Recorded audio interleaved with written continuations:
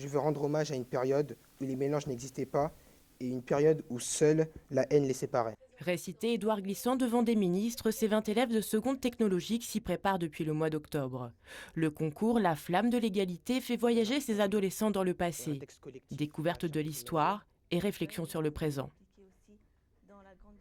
Pour moi, c'est une histoire marquante parce qu'on parle toujours de la mémoire de l'esclavage, qui ça existe, certes en France ça a été aboli, mais dans les autres pays c'est toujours d'actualité malheureusement. Je suis d'origine des îles et je voulais absolument connaître un peu l'histoire de mes ancêtres et c'est un moyen pour moi de connaître davantage mon histoire.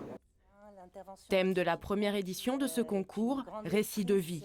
Poèmes, pièces de théâtre, vidéos, tous les supports sont permis pour raconter cette époque de l'esclavage. Ce concours permet aussi d'installer l'histoire de la traite au sein de l'école. On voulait faire en sorte que l'histoire, cette histoire, devienne une histoire de France. C'est notre objectif principal. C'est-à-dire non pas que ce soit une histoire particulière, singulière, uniquement réservée à l'outre-mer, mais que l'on montre bien que c'est l'histoire de France. Selon la ministre, à la rentrée 2016, plus de place sera consacrée à cette partie de l'histoire. Dans la réforme du collège, vous avez plusieurs enseignements qu'on appelle désormais pratiques interdisciplinaires dans lesquels on va pouvoir parler beaucoup plus que par le passé de la mémoire de l'esclavage. Si cette classe est sélectionnée, elle recevra un prix le 10 mai lors de la Journée nationale des traites, de l'esclavage et de leur abolition.